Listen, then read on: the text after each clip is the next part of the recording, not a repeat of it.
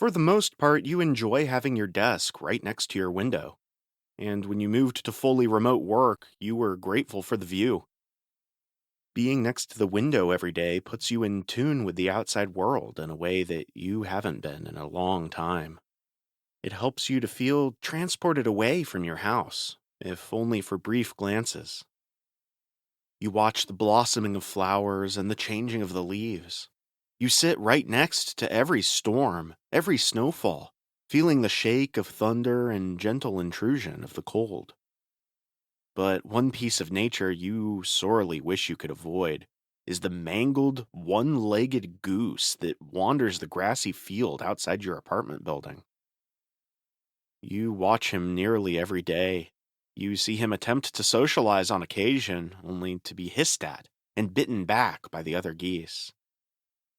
You watch him limp along, and sometimes, as you watch him drag his stump across the asphalt of the parking lot, you think about calling the local wildlife center to come put him down. But then you see him napping, or you see the local kids feeding him scraps, and you hesitate.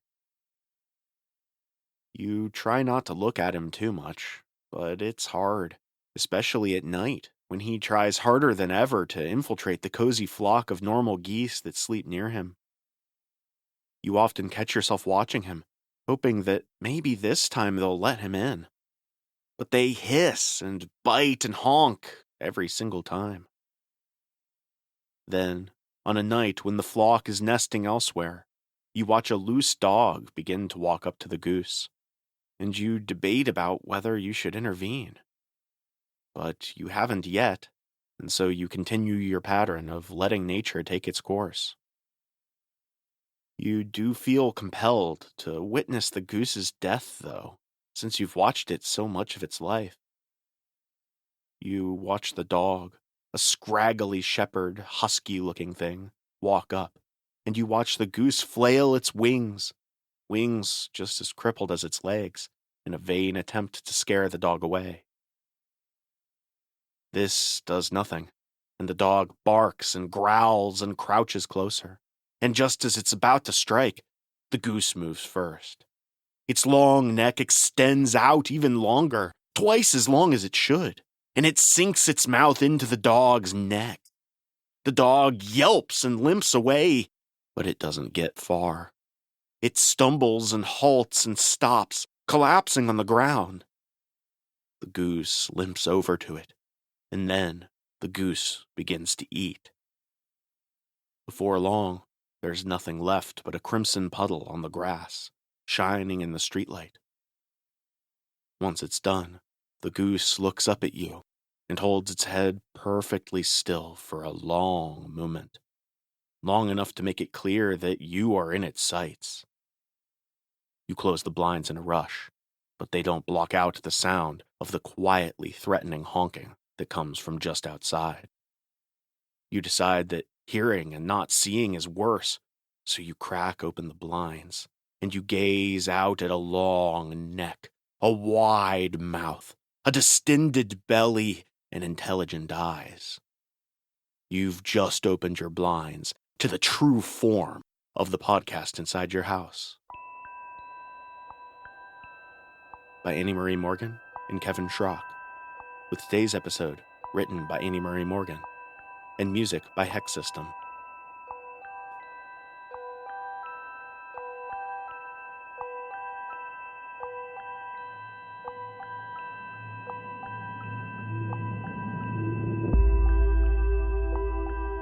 Season 3, Episode 13, Lucky.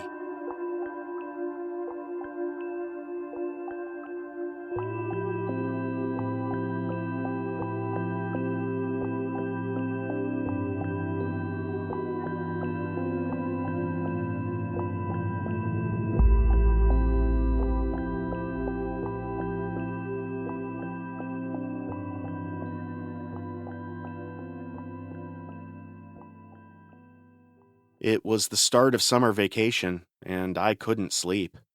My blankets had that warm, scratchy feeling that you only get late at night when everyone else is asleep and all the lights are off. You have nothing else to focus on besides how that one corner of the blanket keeps making your leg itch. But if you move it, then another part of your leg will start itching just enough to snatch you right back from the edge of sleep. My eyes had adjusted to the dark, but with both closets open and barely any floor visible, I found myself staring at nothing, looking for different shapes and patterns in the piles of dirty shirts and textbooks. Everything was a dark gray on darker gray, and I had no idea what time it was. The window next to my bed felt warm, and there wasn't a soul in sight out in the parking lot. I got dressed in the dark and grabbed my keys off the hook, leaving my phone on the bed. Pressing my ear to the door, I listened for any signs of my mom being awake, but it was dead silent. I walked through the hall and out the front door, all in one breath. That first lungful of summer night air felt like the sweetest thing I'd tasted all year. Scattered throughout our complex were a series of lakes that held flocks of ducks and geese. No matter what time of night it was, there were always a few awake, so every few minutes the silence would be broken by what sounded like someone laughing at you from just out of sight. The lakes were nice, but they weren't nearly as interesting as the woods behind our apartment. It was just a small patch, with a path that led to a city park. This far out from downtown, though, it was enough to hold deer, raccoons, and even coyotes. Nothing dangerous, but enough nocturnal animals that you were almost guaranteed to hear something crawling around in the woods. The first few steps out of our stairwell were always the darkest, but by the time I hit the path, my eyes were somewhat adjusted to the night. The sky was completely overcast, and the clouds above mixed together with the tops and ends of branches, making it look like the leaves just melted into the heavens. The foliage, the path, and the dirt all had the same lack of color, but my mind struggled to project the greens and browns that it knew were there in the day. That's the funny thing about being out at night, especially in the woods. You can see just enough that your mind decides to fill in the gaps for you. You end up with branches that you couldn't see smacking you in the face because you were looking ahead at an imaginary face in the brush. I loved it. I could never find beauty in the daylight, especially in the summer. There was no potential in a place that you could see. On nights when the woods didn't call to me, I found myself wandering through the neighborhood, seeking out the pockets that brushed up against danger or isolation as they veered towards crime or lonely industrial buildings. This was how I spent most of my summer nights, wandering through the places and times that held potential. Potential for danger, yes, but other things too. Perhaps wondrous things. I was rapidly growing out of any last childish hope that life held some grand adventure for me. But those hopes hadn't evaporated completely. Not yet. And walking alone at night, where danger or adventure could be hiding behind every corner, behind every tree, I felt just as connected to that potential as I did as a kid. I was about halfway through my usual route when I heard something in the brush nearby. It sounded big. Definitely not a squirrel, but maybe a raccoon. Or even better, a coyote. I paused, and it paused with me. Then I heard a growl, a low, deep warning.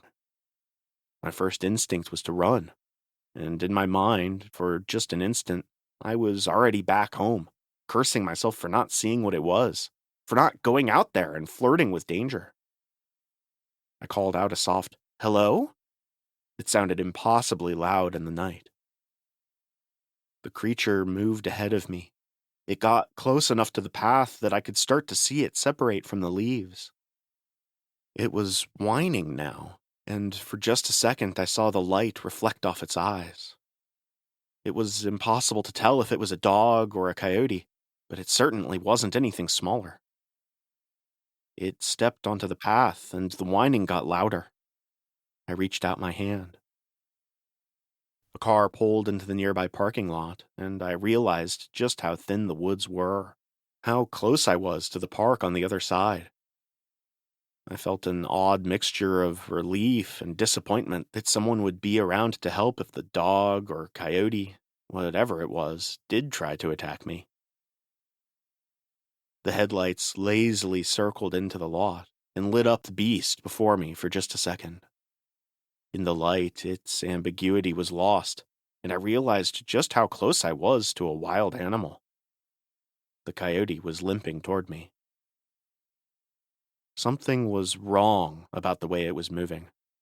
Its head was slowly bobbing back and forth, like it was trying to shake something off. The headlights cut into the path ahead. They looked smaller than a car, and they were getting closer than the parking lot should have allowed. The beam of light glided closer and closer to the coyote, following it as it followed me. The coyote's whining shifted into a cry. I wanted to run now, but I couldn't seem to make my legs work. The coyote was just a few steps away. The light caught up with its tail and then quickly traced over the rest of it, stopping just short of me. I got a better look at it and realized it was hurt. Blood was dripping from its stomach, and there was a whole trail of red drops over the path behind it. Startled by the light, it jumped the last few feet between us and hit me in the stomach. In a second, I was on the ground, and it had me pinned, drooling onto my face. It wasn't growling, but it was still making that awful keening sound. Its face was right up against mine, and in the dark it looked almost like there was something swirling around in the dark pools of its eyes. Claws were pushing into my stomach, and the headlights were gliding closer. I had never felt so alive. The whining built up to a loud and sudden halt, and it started coughing, dripping blood and spit onto my face and neck. The blood smelled sharp and metallic, and I got a sudden whiff of something halfway between burning and rotting. The coyote started shaking, and I shoved it off of me.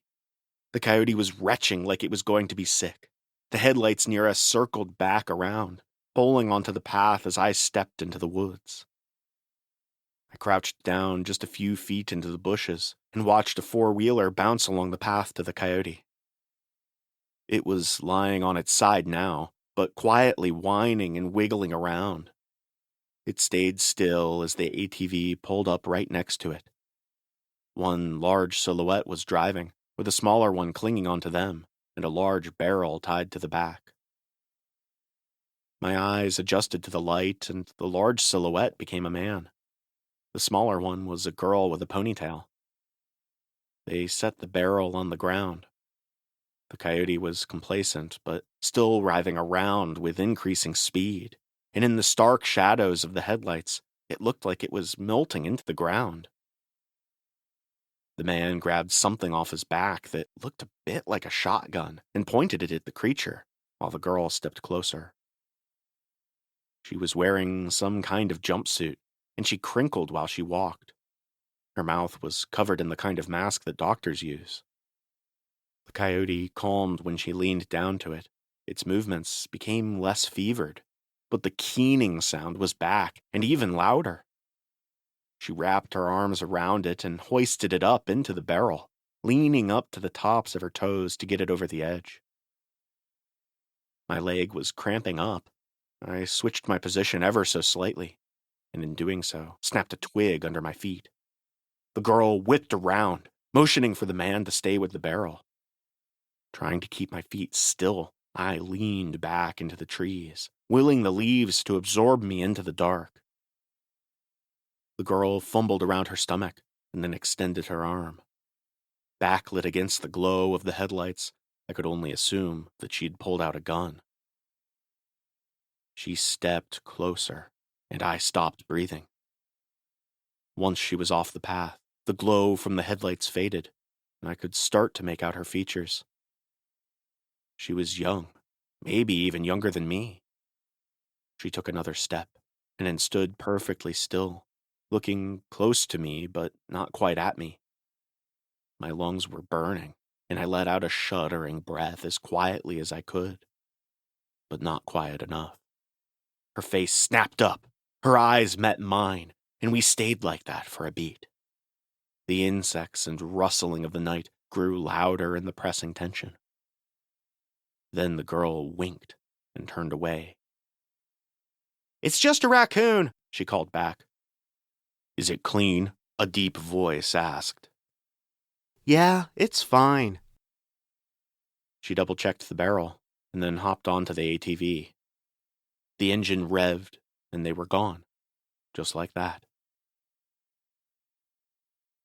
I sat down, letting my breath regulate. My eyes started to adjust to the gray light of the clouds, and I looked down at my shirt. The coyote's blood had soaked it, and there was a silvery green strand of something else crusted in. Once the noise of the four-wheeler faded, I climbed back up, shaking as I stepped back onto the path. I made it home on autopilot. I lay in bed for hours before I could go to sleep, and if I had any dreams that night, I don't remember them. The next day was ordinary, and I'm sure I went through the motions, but all I could think about was the girl from last night, the mystery I'd witnessed. I kept the bloodied shirt in a plastic bag, taking it out periodically to make sure it was still there, that I hadn't dreamed the whole encounter. Finally, the sun started to set, and I watched it, willing the golden light to fade faster. Though it wasn't yet dark, Mom settled into her room, and I walked out into the woods. I went back to the spot in the path I'd hid the night before, and sat down in the brush to wait for something to happen again. I was prepared to wait forever if I had to. Forever turned out to be just a few minutes. I wasn't too far off the path, but the underbrush was thick enough that no one could see me. Watching joggers and dog walkers pass by from low down through thick leaves felt vaguely voyeuristic. After the sun had gone down, but before the stars came out, I heard a familiar voice. It was just a little bit scratchy, and though I'd only heard her speak oh so briefly the night before, I'd memorized the way she sounded. "Spot!" she yelled. "Here, boy!" As she got closer, I could hear her ask in a quieter voice to a late-night straggler, "You haven't seen a dog, have you, sir?" And though I couldn't hear the response, she kept yelling. She closed in on me, her cries for her fake dog growing closer and closer, until I spotted her legs between the leaves of my vantage point. She didn't yell for her imaginary dog. Instead, she crouched down and peered into the undergrowth, just as she had the night before.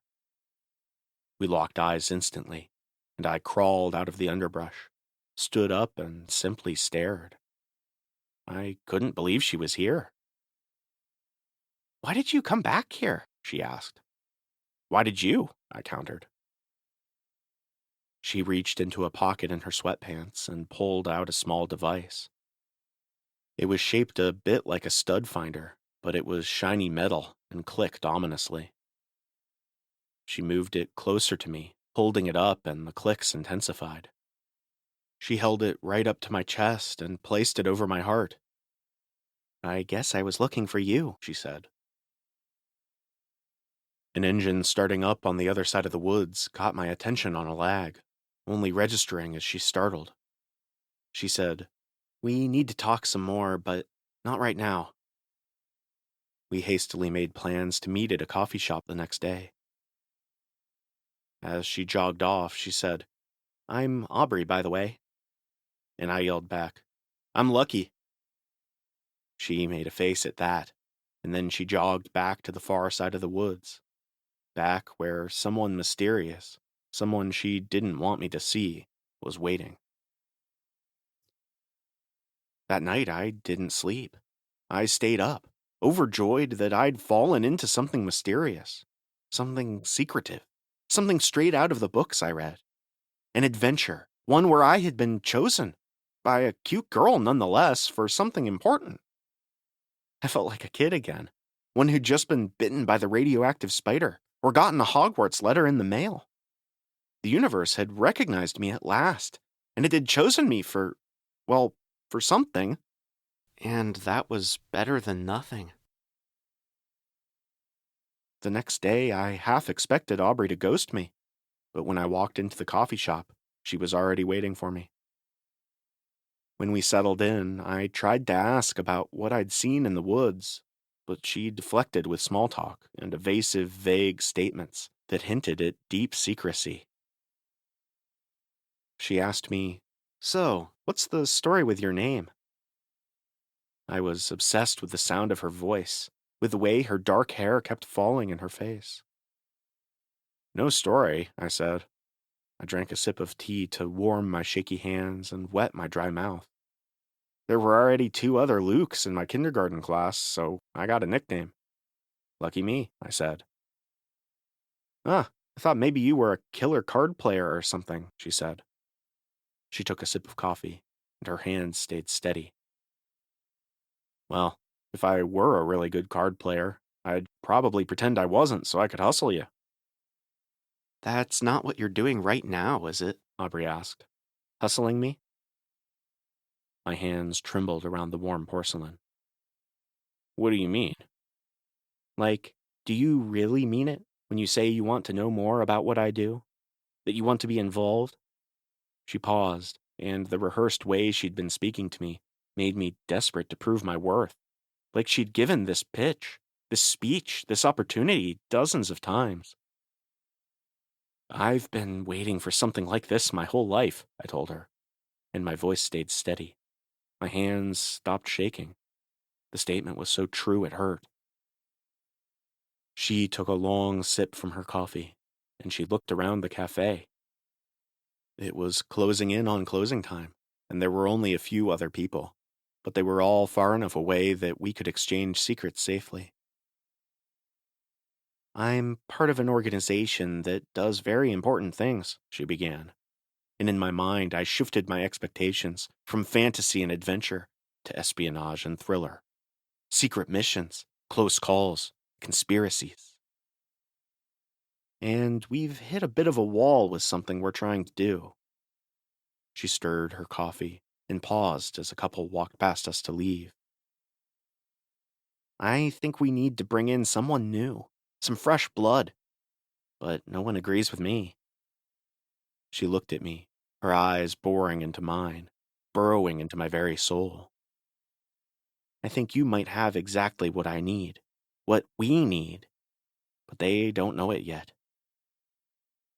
"What do you need me to do?" I asked. I was on the edge of my seat, literally.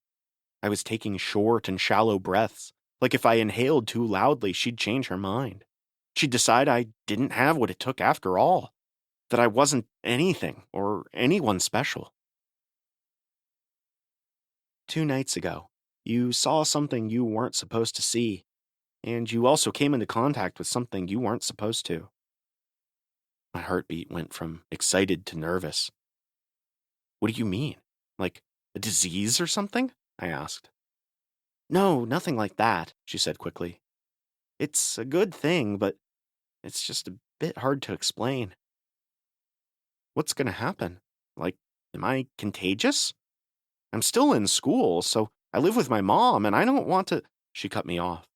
"You're not contagious, and like I said, it's a good thing, but as for what exactly is going to happen, I can't tell you. It's different for everyone." I moved my voice to a whisper. "Am I going to get, like, superpowers?" She laughed at that. "It's not exactly like that," she said, "but you might start to notice some changes happening." "What, am I going to turn into a werewolf or something? What do you mean?" I asked. "Well, like I said, what's about to happen is different for everyone," she smiled. "But we have to be kind of sneaky because the rest of my organization would not be happy if they found out you'd been chosen. There's a process for these things normally." Aubrey leaned in close. "But if you ask me, I think it was fate that you were waiting in the woods for us. I think you're special." She leaned away. "But, I mean, if you don't think you're up for it—" "No!" I said quickly, too quickly. I'm ready for whatever it is. I reached out and touched her hand, grabbing her full attention. I'm up for the task. I'm the person for the job. Whatever it is, I promise you I am ready. Aubrey smiled again, and I caught myself admiring the curve of her lips, the little gap in her teeth near the edge of her smile. She was beautiful, but more than that, she was everything I'd been waiting for. She had given me a sense of purpose.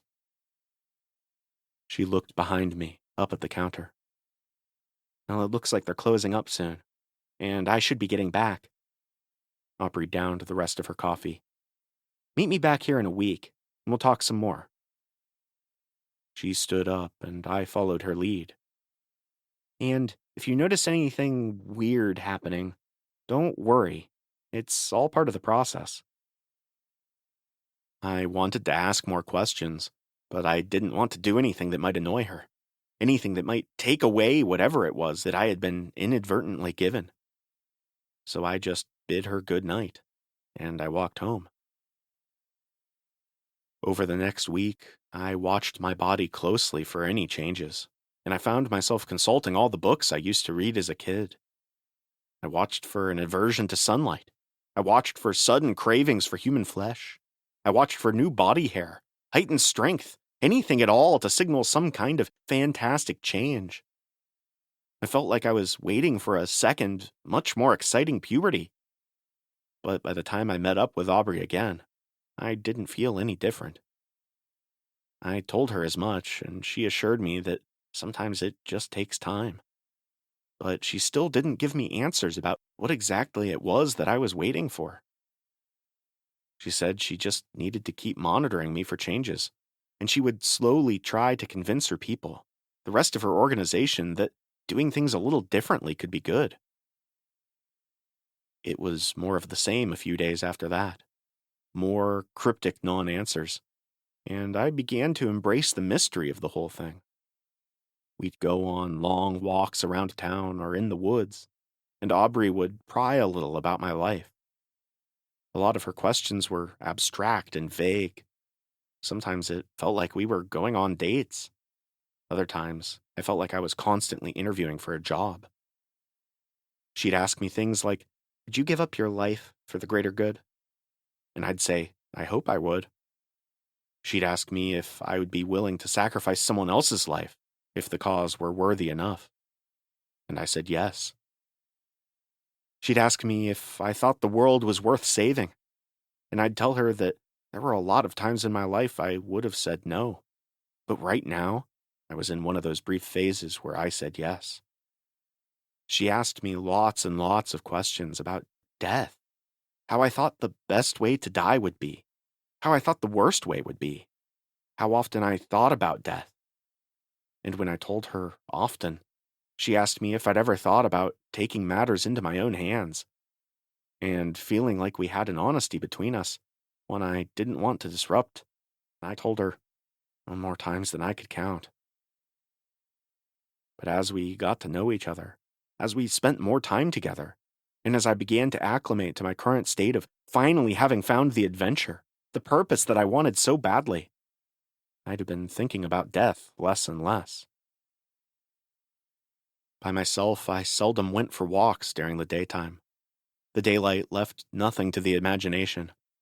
But walking around town with Aubrey, I found myself able to appreciate the sun at long last. I found myself admiring the trees and buildings around town for what they were, rather than for what they might be hiding. More and more, I found myself just enjoying Aubrey's company for a moment, even more so than the potential of whatever she was keeping from me. I felt myself acclimating to being almost sort of happy for the first time in so long.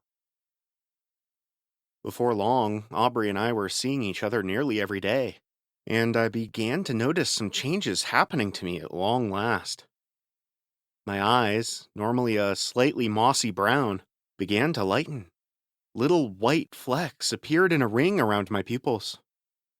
I smashed my hand in my mom's car door by accident, and I barely felt it. And the next day, the bruise that had bloomed had vanished. I also noticed my heartbeat felt fast all the time, but I didn't feel nervous or scared. It was like it was simply working differently. And though I didn't get any specific cravings, I had also gained a ravenous appetite. But no matter how much I ate, my weight only ever dropped. Aubrey noted all of these things with great interest, and every now and then she'd scan me with a more elaborate version of the scanner she'd used when we'd first met. And even though I doubted I'd know what the readings meant, she always kept the little screen angled away from me. But whatever the readings were, she looked pleased. Mom finally started noting my extended absences, but she thought it was a good thing. She said she was happy I was getting out of the house so much. She also tried to pry and ask if I had a girlfriend. I told her no, not exactly, but maybe soon. As July passed us by and summer vacation was coming to a close, I found myself coming out of the state of mystery and euphoria I'd been in. School was looming, and the real world with it, and I wanted to know what my place in it was now. Was I even going to go back to school? Was I about to be whisked away on some globe-trotting adventure? When was Aubrey going to convince the rest of the people in her organization that I was worthy? That I could be let in on the secrets they'd been keeping from me? On the secrets that were literally inside of me? She brushed me off anytime I tried to ask questions. But as the last week of summer vacation loomed, I decided I should pry once again. We were sipping iced tea at the same little coffee shop we'd first talked at, and despite the AC blasting loudly, the heat wave that had taken over the city was melting its way inside, keeping us both lightly sweaty as summer gave its final death throes. I waited for a lull in the conversation, and I asked her, "So I'm supposed to just go back to school and act like nothing's wrong, right?" Her face crinkled in the disapproving way I'd become intimately familiar with. I had a feeling that she did it instinctively any time I tried to pry, and usually it worked to discourage me. But I needed to know something now that summer was ending. "Yeah, that's the plan," Aubrey said. "It usually doesn't take this long." She stared at me, making it clear she'd be vaguely annoyed if I asked any more questions. I was about to muster up the courage to do just that, but her eyes darted behind me and widened. "Oh no," she whispered. "What is it?" I asked. I didn't turn around. "Wait here," she said, and she got up. But I wasn't having that. I grabbed her arm. "Tell me what's going on," I said. I surprised even myself with my tone. "Someone's watching us," she said, eyes unblinking and fixed behind us. "Someone from my organization." She dug her nails into my hand, and I let her go. I stayed with my back to the exit, conditioned not to look for the answers that I wasn't supposed to know just yet. I heard the door open and close, and I waited with bated breath, sweating not just from the heat, but the nerves now too. When a few minutes passed and she hadn't come over, I finally turned around. I didn't see her in the parking lot at all. I waited another 10 minutes, and then I left too, walking home. Despite the heat, it was a lovely day, and I didn't rush. I watched the clouds drift by overhead, and I watched the bees flit around on the roadside bushes and flowers. And I pondered once again just how happy this mysterious transformation was making me. Just as I came into sight of the lakes at the start of my apartment complex, I heard the screeching of brakes. Before I could even finish turning around, I felt hands grabbing my arms. Something sharp jabbed me in the shoulder, and I watched the sun above vanish behind a van ceiling. Then that too disappeared as I fell into a dreamless sleep. When I woke up, my senses were assaulted. There was screaming, frantic and unbearably loud. There was cold all over me, seeping into my bones from something wet and a cold floor beneath me. I opened my eyes and struggled to process the blinding fluorescent lights above me. I blinked away the waking world until my eyes could properly adjust to the light. Once they did, I looked first at my body. I was covered in water, or sweat, or perhaps both, and the stone floor around me was soaked with mineral-scented puddles. Above me, the lights were even brighter to my left, and looking in that direction, following the light, I registered the bars in front of me at the same time as the person beyond. Just yards away, there was a man who lay in the center of a large, round room.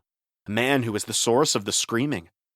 He was completely naked and chained up in the center of something akin to an auditorium. And in a hoarse voice, one that sounded like it had been yelling for some time, he pleaded with anyone who would listen. He begged them not to do whatever it was that they were about to do. Across from me, all the way around the round room, were other cells. Some were empty, some were not, and the occupants of the cells all dealt with their predicament differently. Directly across from me, a woman clung to the bars, eyes fixed on the man between us. She didn't look scared or curious. She looked like she was watching something she'd seen many times before, but something she couldn't look away from. In other cells, some people sat in the farthest corner from the light, avoiding whatever was about to happen. A few of the prisoners joined in on the screaming, but none were as loud as the man in the middle of the circle. As my eyes grew accustomed to the light and my ears to the sounds, I gathered my wits enough to study the rest of the room. Above all of the cages were rows and rows of seats, like we were in a stadium or a coliseum. The seats were sparsely populated. I expected the spectators to be wearing cultish robes or army fatigues, something appropriate for whatever this was, but they all dressed as if they had just come from work. Some were in stained work uniforms, some in suits, and some in simple jeans and t-shirts. I stood up and I took stock of my cell. It was barely big enough to lie down in. I shook the bars and they didn't budge, but I had to try, didn't I? The dizzy spell put me instantly on the ground, but nothing hurt when I fell. I crawled over to the bars and decided I would plan my next move once I could walk around again properly. I held the iron in front of me, and I watched the man before us. He screamed and screamed, but no threat appeared. I scanned the other cells, seeing if any held a wild animal, or hell, maybe some kind of modern gladiator. But every cell around us appeared to be occupied by other prisoners. Then I had a terrible thought. What if we were the ones meant to do something to this man? But those fears were quickly put aside for others as the man's voice changed. It became raspier. His cries grew wet, like his lungs were beginning to drown. Black and red spurted from his mouth and his nose, and he stopped screaming completely. But he didn't stop writhing. Shackled to the floor, there was only so much he could move, but he did his best. He heaved upward, torso first, his spine straining. He contorted so violently that I expected to hear bones snapping, ligaments popping. But there was only ever squishing and sloshing. I could smell the blood all the way in my cell, alongside something else. A smell somewhere in between smoke and sulfur. I was watching the man before me in profile as he thrashed with all his might, and something strange began to happen with his eyes. They started bulging out, bug-eyed to the point I thought they'd pop right out of his skull. And then they began to poke out even further. They reached up, two long, delicate white stalks, like the eyes of a snail. Red veins grew redder at the base, where they connected to his head. And then, with two loud pops, the worm-like stalks fell out of his skull altogether. And then, all at once, the man in the center of the Colosseum ceased to be one living, breathing thing, and instead he melted into dozens of tiny, squirming, worm-like things. They wriggled out from between his ribs, from his hands, from his legs, boring holes to freedom and deflating him as they left. They were red and white and black and bile yellow, all glistening with a fresh layer of newborn blood. And as the worms crawled and squirmed to the edges of the cells, they slowed. They held their front ends up in the air as if they were looking at us or sniffing at us with invisible sensory organs. But whatever they smelled or saw, they were left wanting because they all stopped near the edge of the circle. A red and yellow one stopped near me. It was fleshy and about the size of a garter snake. It looked at me with a face devoid of anything, save for 2 hollows near the front, where one might expect eyes to be. The man in the center of the stage was little more than a hollow carcass. His skin, what was left of it, draped over bones that bent just a little, as if he'd suddenly become cartilaginous. I stared back into the hollow eyes of the worm that had crawled up to me, and I understood why it didn't crawl closer. Because I was already infected. I had been all summer. One of the gates of a cell near me, one I couldn't see into, swung open. 5 people came out in hazmat suits and began to scoop up the infantile monsters. The worms latched and tried to suckle on them, but the thick plastic kept them at bay. The people loaded them up unceremoniously into plastic buckets and took them somewhere deeper into this foul place. When the blood and the worms had mostly been cleaned up, and the carcass hauled off, quiet discussion sprang up around me. Some of these people had been here for quite some time. Some knew each other's names. I faced the wall, not yet ready to accept my fate, and I listened to the voices around me whisper and shout to each other about their plans for escape. They shared regrets, hopes for rescue, and they discussed how their symptoms were progressing and who might be next. As the voices began to taper off for the night, I heard a new one from right outside my cell. Well, not new to me. "Come with me," Aubrey said. I turned around, and she unlocked my cell door as silently as she could. The other prisoners, the ones still awake, showed no reaction to one of us being taken away, and I said nothing as she led me out of the cell and next door to the one with an exit. I couldn't see down the dark hallway where it led, but anywhere was better than here.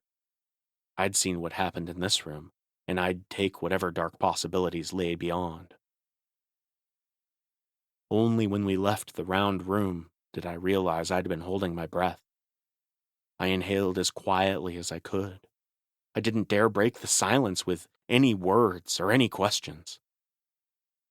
Aubrey was walking as quietly as she could, too, and though I didn't trust her, I trusted that it hadn't been her plan for me to end up here. We walked down a hallway that had the same stone floor as the round room, but the walls were modern, muted drywall painted in neutral colors. A few yards in, yellow strips of light lined the floor, letting me see just bits of what this place was. We passed doors that looked more modern than the frames that held them, like this was an ancient place, but one frequently updated. I peered inside the rooms that were open and saw the kind of setups one might expect in a church or a school. Cheap chairs and podiums, and occasional bookshelves. I took note of the paintings that hung in the hallways, alcoves, and classrooms.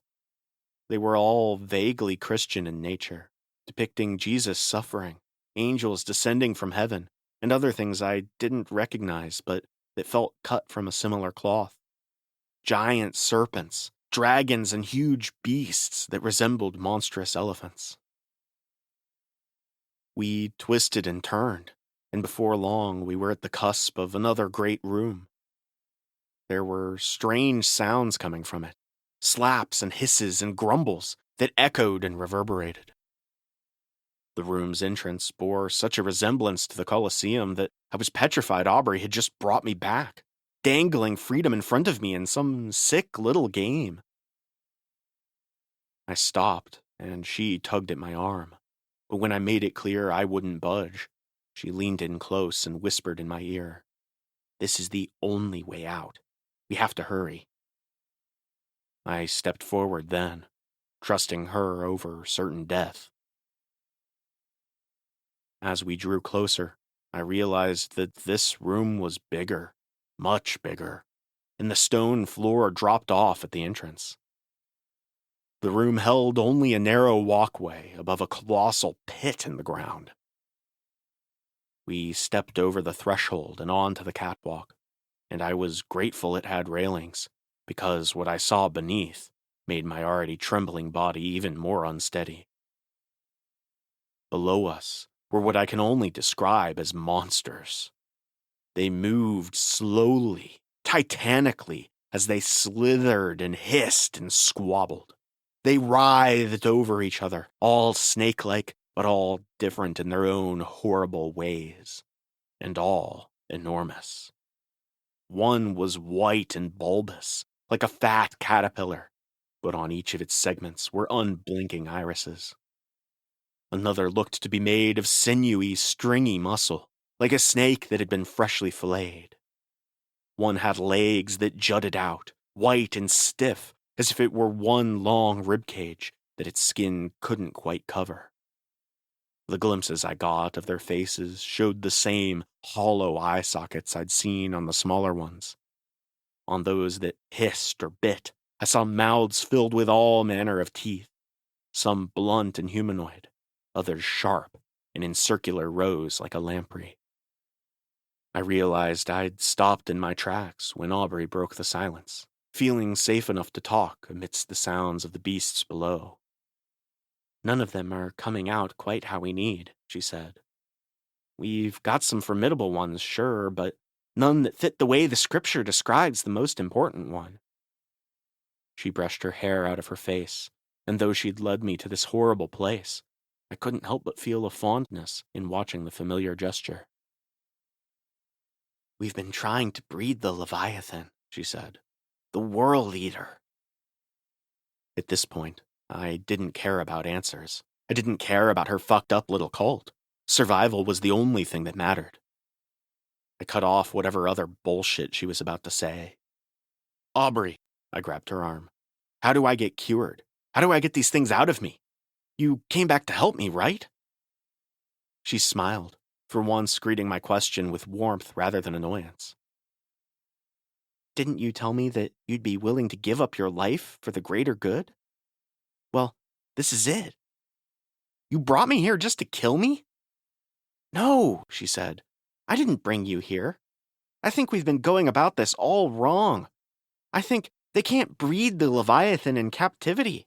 It needs to be free to properly form. It needs someone special to incubate it." She touched my chest, gently rubbing the spot above my heart.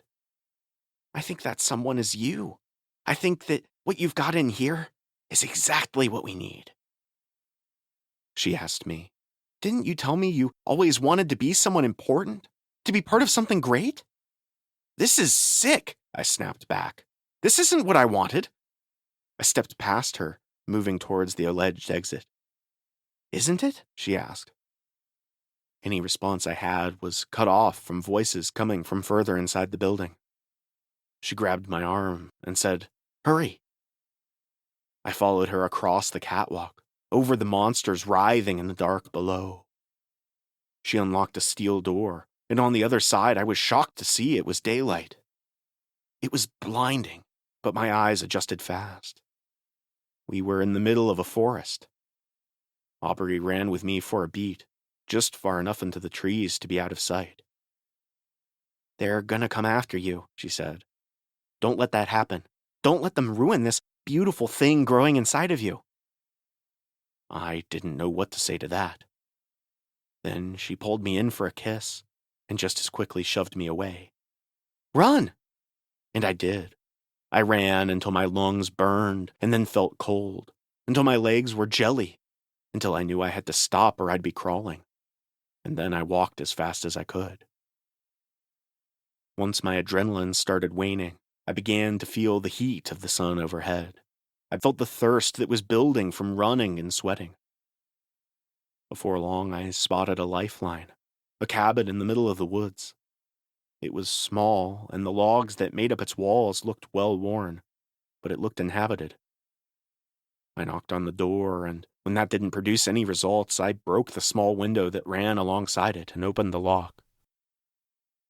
I was disappointed there was no one home, no one who might be able to help me.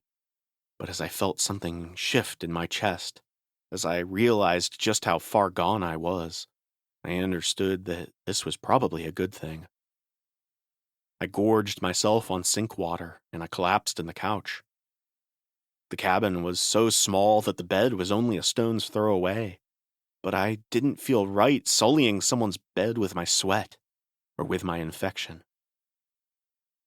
Once I caught my breath, I took inventory of the cabin. I ate a cold can of soup. I dug through all the drawers and cabinets. There were a handful of guns locked in a decorative display box. I picked the least antique-looking one and guessed at which ammo might fit it. There was a mirror in the bathroom, and I studied my reflection in it. My face looked normal, though I'd been losing weight. But my eyes, they had those strange little rings around them. Rings I now recognized as tiny teeth, floating just beneath the surface of my irises. In one corner of the cabin, there was a small desk with drawing paper and colored pencils. I sat at it for a minute and contemplated trying to write some kind of note, trying to leave some evidence of what had happened to me. I thought of all the times in my youth that I'd sat down and drafted my own suicide note, and I had a little chuckle, imagining writing one in all different colors for someone to find. A rainbow of death, a record of self-destruction, with little flowers and hearts doodled in the margins. But this note, it wouldn't be like the others, because this time, I wasn't the one trying to end my life. In the end, all I wrote was, "This cabin isn't safe anymore. Leave it or die." I didn't trust Aubrey's promises that I wasn't contagious. I waited out the worst heat of the day, and then I knew I had to keep moving. I couldn't let the cult find me. If I were going to die, it wouldn't be naked and chained to the floor. It wouldn't be in service of hatching some apocalyptic monster. I took the gun and fired a test round through the floor, and was pleased to see I'd picked the right ammo. Then I guzzled some more water and set back out into the woods. The sun started to grow low, and for once I desperately didn't want it to. Shadows loomed, and the forest began to feel sinister, a feeling I'd loved when I didn't understand the full scope of the horrible things that lurked in the dark. My heartbeat, that had never quite gone back to its usual rhythm, quickened even further when something jumped out of the brush in front of me. It froze and stared at me, and once I recognized the form of a deer, I calmed down. It watched me, waiting for me to leave, but I didn't, and finally it stepped away into the shadows. Its form began to melt into the trees, and I realized it might very well be the last animal I would ever see. As I watched the deer walk away, climbing against the rays of the setting sun, I tried to understand why I'd wanted to leave this world so badly. I thought about all of the experiences I'll never have, what I'll never see, the life I could have had if only I had wanted to. And I think that if I'd lived a little bit longer, I could have learned to find beauty in the places that people are meant to. I walked until it was too dark to keep going, and I sat down on a fallen log, one soft with moss and decay. I set the gun I'd stolen on my lap and looked at it in the twilight. I could almost pretend it was something else in the dark. More than once in my short life, I'd gone online and searched those dark corners of the web for things I shouldn't. Discussions focused on the least painful way to kill yourself, and I'd wished enviously that my mother owned a gun. Those forums were always rife with do-gooders, the people who reminded you about those who survive, those who've jumped from a bridge and said that the second they were in the air, they regretted jumping. And I'd always thought I would be the exception. But sitting here now, I knew I wasn't. The night grew later, and I played my old game of looking into the dark, of puzzling shapes out of gray on darker gray, of waiting for something to emerge. Only now I was desperately hoping it would be help, some miracle coming to save my life. Only when I heard voices and dogs baying in the distance did I know that my time was up, and I took some small measure of comfort in knowing that I'd be taking something from the people who were hunting me. I'd joined the ranks of those who realized only in the free fall, or with a stomach full of pills, that they'd made a horrible mistake, but it was too late to stop it. At long last, I did what I'd fantasized about for so many years. I put the gun to my chest, right above whatever monstrosity was growing in my heart, and I pulled the trigger.